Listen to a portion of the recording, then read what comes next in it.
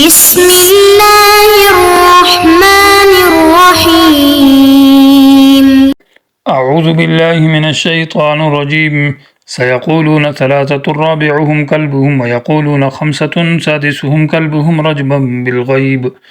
ويقولون سبعة وثامنهم كلبهم قل ربي أعلم بعدتهم ما يعلمهم إلا قليل فلا تمار فيهم إلا مراء ظاهرا ولا تستفت فيهم منهم أحدا. عزیز طلبہ اکرام، سبق نمبر 184، سورۃ کاف، آیت نمبر 22۔ ضروری مسائل کے بیان کرنے کے بعد اب غیر ضروری مسائل کا ذکر ہے۔ پہلے اصحاب کاف کے تفصیلی اور ضروری مسائل کے وہ عالم الغیب اور متصرف نہ تھے بلکہ محتاج اور عاجز تھے۔ اب لوگوں نے اصحاب کاف کے بارے میں اختلاف کیا کہ یہ کتنے تھے۔ کسی نے کہا 3 تھے، کسی نے کہا 5، کسی نے کہا 4 اور کسی نے کہا کہ 7۔ تو یہ مختلف اقوال ہے، ان میں جو کمزور اقوال ہے ان کے اوپر رد ہے، اور قول صحیح جو راجی قول ہے اس کا آخر میں ذکر ہے کہ وہ 7 و ثامنہم کلبہم، وہ 7 تھے اور 8واں ان کا کتا تھا۔ سیقولون کہتے ہیں یہ لوگ، ثلاثۃ کہ 3 تھے، رابعہم ان کا چوتھا، کلبہم ان کا کتا تھا، ویقولون اور کہتے ہیں بعض لوگ جو نبی علیہ السلام کے زمانے کے لوگ ہیں، خمسۃ کہ اصحاب کاف جو ہے نا یہ 5 تھے، سادسہم چھٹا، کلبہم ان کا کتا تھا۔ رجما بالغیب یہ اٹکل مارنا ہے، بالغیب بلا قول یعنی دلیل بلا قول، یہ ایسی باتیں کرنی ہے جو باتیں اٹکل پچو جس کو کہتے ہیں، یعنی بے نشانہ تیر لگانا، تیر چلانا بغیر نشانہ کے، ویسے ہی اٹکل کے اندازے کے ساتھ بات کرنا۔ بالغیب کا معنی ہے قول بلا دلیل، یعنی غیب کی باتیں مطلب یہ ہے کہ وہ دلیل نہیں ہے، اور رجم کا معنی ہے پھینکنا۔ تو گویا کہ یہ ویسے ہی باتیں ہیں، یہ حقیقت پر مبنی نہیں ہے۔ وَيَقُولُونَ اور بعض کہتے ہیں 7 7 وَثَامِنُهُمْ كَلْبُهُمْ 8واں ان کا کتا تھا۔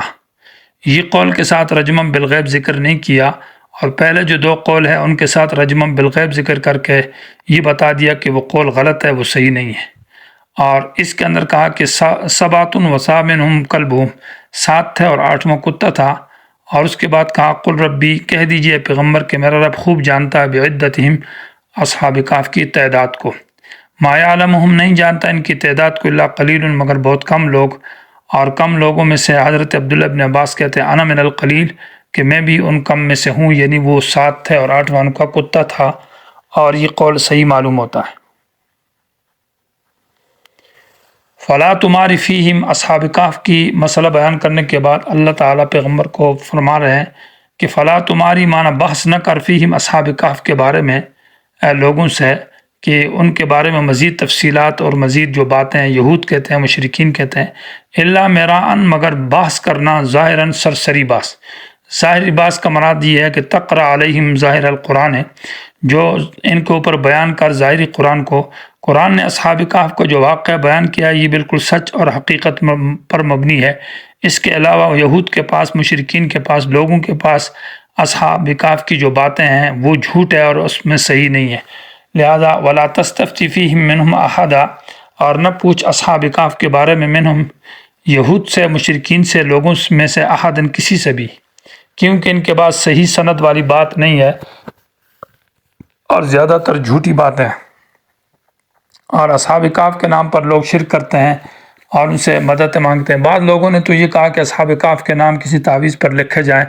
اور وہ کسی اپنی پنڈلی سے باندھ دے تو راستے میں انسان تیزی کے ساتھ چلتا ہے، تھکتا نہیں ہے۔ یہ گویا کہ ایک شرک کی بات ہے۔ بعض لوگ ناف کے ساتھ باندھتے ہیں اور اس سے کہتے ہیں ناف ٹھیک ہو جاتی ہے، اور بعض لوگ ہندوستان کے اندر اصحاب کہف کے نام پر وہ روٹیاں پکا کر، 7 روٹیاں پکا کر دیتے تھے اور ان سے حاجتیں مانگتے ہیں۔ یہ سب شرکیات اور کفریات ہیں۔ ولا تقولن یہ درمیان میں جملہ معترضہ ہے اصحاب کہف کے واقعے کے اندر، اور جملہ معترضہ کا مقصد یہ ہے کہ اصحاب کہف کے واقعے کا مقصدی مسئلہ یہ ہے کہ عالم الغیب اللہ کی ذات ہے، اولیاء نہیں ہے۔ اور آخر میں نبی علیہ السلام کا ذکر ہے کہ محمد رسول اللہ بھی عالم الغیب نہ تھے، کیونکہ انہوں نے جب یہ بات کہی کہ میں اصحاب کہف کی خبر آپ کو کل بتا دوں گا، اور انشاءاللہ کہنا بھول گئے تو 17 دن تک وہی رکی رہی۔ تو اگر وہ عالم الغیب ہوتا، ان کو پتہ ہوتا تو یہ بات نہ کہتا، انشاءاللہ کہتا، انشاءاللہ ان سے بھول بھی نہ جاتا، اور یہ بات جو انہوں نے کی کہ کل بتا دوں گا، حالانکہ کل تک تو وہی نہیں آئی، تو وہ عالم الغیب نہ تھے۔ ولا تقولن، اور مت کہیے اے پیغمبر، لشیء، کسی کام کے بارے میں، انی فاعل ذالک، کہ میں اس کام کو کرنے والا ہوں غدن، کل، کیونکہ کل کا کیا پتہ ہے کہ وہ کل تک آپ زندہ رہتے ہیں یا زندہ نہیں رہتے ہیں، یا آپ پر وہ کام ہو سکتا ہے یا نہیں ہو سکتا، یہ غیب کی باتیں ہیں، ایسی باتیں آپ نہ کہیں۔ الا ان یشاء اللہ، معنی یہ ہے کہ الا ان تذکر ان یشاء اللہ، مگر یہ کہ آپ ذکر کریں انشاءاللہ کو۔ ہاں اگر یہ کام کہیں، کسی سے کوئی کام کرنا ہے، کوئی وعدہ کرنا ہے، تو اس کے بارے میں آپ یہ کہہ سکتے ہیں کہ انشاءاللہ میں کل آپ کے ساتھ یہ کام کروں گا یا میں آؤں گا۔ انشاءاللہ کے بغیر مت کہو، کیونکہ یہ کسی کو معلوم نہیں ہے کہ کل تک کوئی زندہ رہتا ہے یا وہ کام کر بھی سکتا ہے یا نہیں کر سکتا۔ وہ تو بغیر اللہ کی مشیت کے اور اللہ کے ارادہ کے بغیر انسان کچھ بھی نہیں کر سکتا۔ وذکر ربک، اور یاد کر اپنے رب کو، اذا نسیت، جب آپ بھول جاتے ہیں۔ اس جملے کے اندر کئی توجیحات ہے، اور پہلی توجیہ اس کے اندر یہ ہے کہ وذکر ربک سے مراد وذکر مشیت ربک، اپنے رب کی مشیت کو یاد کر، اذا نسیت، جب آپ بھول جاتے ہیں۔ یعنی کسی کام کے بارے میں آپ نے یہ کہہ دیا کہ یہ کام میں صبح یا کل یا پرسوں کروں گا، اور انشاءاللہ کہنا بھول گئے، تو جیسے ہی آپ کو انشاءاللہ یاد آ جائے تو پھر اس کے بعد کہو انشاءاللہ۔ اگرچہ کلام میں انشاءاللہ متصل کہنا ہے، لیکن بعد میں وہ انشاءاللہ اس لیے کہیں گے کہ تاکہ وہ یاد آ جائے، اس کی برکت باقی رہے۔ تو معنی یہ وذکر ربک، معنی وذکر مشیت ربک، اپنے رب کی مشیت کو یاد کر، یعنی انشاءاللہ کو، اذا نسیت، جب آپ بھول جائیں انشاءاللہ کہنا۔ اگرچہ بعد میں آپ کہہ رہے ہیں، تفسیر ابن جریر نے لکھا ہے کہ اس کی مطلب یہ ہے کہ وہ برکت آپ تک رہے گی، معنی وہ برکت جو انشاءاللہ بھول گئے وہ آپ کو اللہ تعالیٰ دے دے گا۔ دوسرا معنی یہ ہے کہ وذکر ربک، یاد کر اپنے رب کو، تو اس سے مراد یہ ہے کہ وذکر بالتسبیح والاستغفار، اللہ کی تسبیح کو یاد کر، یعنی استغفار پڑھ، اذا نسیت، جب آپ انشاءاللہ کہنا بھول جائے۔ جب وقت پر انشاءاللہ نہ کہا تو بعد میں یہ کہو کہ سبحان اللہ، الحمدللہ، استغفر اللہ، یہ کلمات کہو، تاکہ وہ جو بھول گئے تو اس کی وہ سزا آپ سے اللہ تعالیٰ ہٹا دے گا۔ تو تسبیح اور استغفار پڑھو، یہ معنی ہے۔ تیسرا مطلب اس کا یہ ہے کہ وذکر ربک سے مراد وذکر عقاب ربک، اپنے رب کی سزا کو یاد کرو، اذا نسیتا، جب آپ بھول جاتے ہیں، اذا ترکتا امرا من امر اللہ، جب کوئی کسی کام کو آپ چھوڑ دیتے ہیں، ایسا کام جو اللہ تعالیٰ کے احکام میں سے ہے، تو پھر اس وقت وذکر ربک، معنی وذکر عقاب ربک، اپنے رب کی سزا کو یاد کرو کہ اللہ تعالیٰ مجھے اس کی سزا دے گا، اور انسان توبہ استغفار ہو جائے اور معافی مانگے اللہ سے، تو انسان اس سزا سے بچ جائے گا۔ چوتھی توجیہ اس کے اندر یہ ہے کہ وذکر ربک سے مراد ہے وذکر ربک سے اپنے رب کو یاد کر، یعنی دعا مانگ اللہ سے، اذا نسیت، جب کسی کام کوئی چیز آپ سے بھول جاتی ہے۔ جب انسان بازار میں یا کسی کام سے چلتا ہے تو بہت ساری چیزیں انسان کو بھول جاتی ہے، اور انسان کہتا ہے کہ مجھے گھر سے فلاں چیز کا کہا، یا فلاں کام کا کہا، یا فلاں استاذ نے، مدرسے نے، یا ادارے والوں نے، اور وہ کام مجھ سے بھول گیا، تو اللہ سے دعا مانگا کہ اے اللہ میں بھول گیا ہوں، اللہ مجھے یاد کرا۔ تو جب یہ دعا مانگے گا تو اللہ تعالیٰ وہ چیز یاد کرائے گا، یا اس سے بہتر کوئی چیز اللہ تعالیٰ آپ کو دے دے گا۔ تو معنی یہ ہے کہ وذکر ربک، اپنے رب کو یاد کر، معنی دعا مانگ، اذا نسیت، جب کوئی بات بھول جائے۔ وقل عسى ان يهديني ربي لاقرب من هذا رشدا، اس جملے کے اندر بھی چند توجیحات ہے۔ پہلی توجیہ یہ ہے کہ ان يهديني کا معنی یوفقنی، اللہ مجھے توفیق دے دے، ان يوفقنی ربی، اور لاقرب کا معنی لاظہر من هذا معنی اصحاب کہف کی خبر کے بارے میں، اور رشدن کا معنی ارشادا للناس۔ تو معنی یہ ہے کہ وقل کہہ دیجیے، عسیٰ، امید ہے کہ ان يهديني، توفیق دے دے، بتا دے، ہدایت دے دے مجھے میرا رب،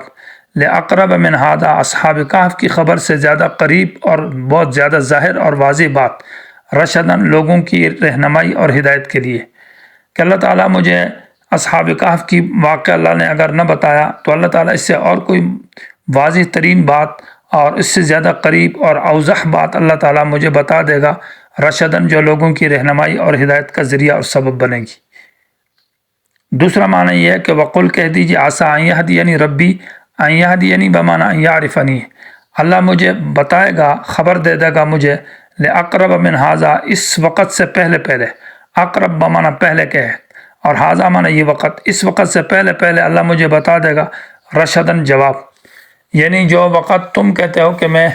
آپ پیغمبر نے کہا میں کل تک بتا دوں گا، یا پرسوں یا ترسوں تک، تو ان سے یہ بات کہہ دو کہ اللہ تعالیٰ اس وقت سے پہلے پہلے اللہ مجھے آپ کے سوال کا جواب دے دے گا اور میں آپ کو جواب دے دوں گا، یہ بات کہو۔ وقل کہہ دیجئے کہ امید ہے کہ ان یہدینی بتا دے مجھے میرا رب لاقرب من ھذا اس وقت سے پہلے پہلے رشدن آپ کے سوال کا جواب۔ تو رشد بمانا جواب کیا ہوگا؟ تیسرا معنی اس کا یہ ہے کہ وقل کہہ دیجئے عسیٰ ان یہدینی، جبکہ یہ اس صورت میں ہے کہ جب کوئی چیز بھول جائے اور انسان دعا مانگے اور پھر دعا مانگتا ہے کہ اللہ تعالیٰ مجھے یاد کرا، اور یوں کہو کہ عسیٰ ان یہدینی امید ہے کہ مجھے میرا رب بتائے، مجھے ہدایت دے، توفیق دے دے، لاقرب من ھذا اس سے زیادہ قریب رشدن فائدے والی چیز، یہ جو چیز مجھے بھول گئی اللہ تعالیٰ اس سے زیادہ کوئی مفید چیز اللہ مجھے بتا دے گا اور میں وہ کام کروں گا۔ بسا اوقات ایک چیز آپ سے بھول جاتی ہے تو وہ بھولی ہوئی چیز میں اتنی خیر نہیں ہے، اس کے بھول جانے میں فائدہ ہے۔ تو یہ کہو کہ اللہ تعالیٰ امید کرتا ہوں کہ اللہ مجھے بتائے، توفیق دے دے، رہنمائی کرے، اس بھولی ہوئی چیز سے زیادہ مفید چیز، رشدن مانا فائدہ والی، زیادہ مفید چیز اللہ مجھے بتا دے گا۔ وَلَبِثُوا فِي كَهْفِهِمْ 300 سِنِينَ وَازْدَادُوا 9، اور اصحاب کہف جو ہے وہ غار کے اندر رہے 300 سال۔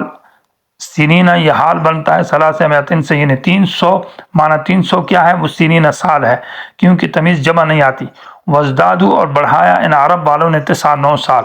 کیونکہ عیسائیوں کے ہاں وہ شمسی حساب سے جو اپریل جون مئی ہے اس حساب سے وہ حساب کرتے ہیں، اور اس حساب سے وہ تقریباً 365 سال بنتے ہیں، جبکہ قمری حساب سے وہ جو ہے نا 100 سال میں 3 مہینے بڑھتے ہیں، تو 300 میں 9 مہینے بڑھ گئے، تو اس لیے کہا وزدادو، عرب نے زیادہ کیا 9 کو، یعنی گویا کہ 309 سال بن گئے، اس لیے یہ تعبیر اختیار کی ہے۔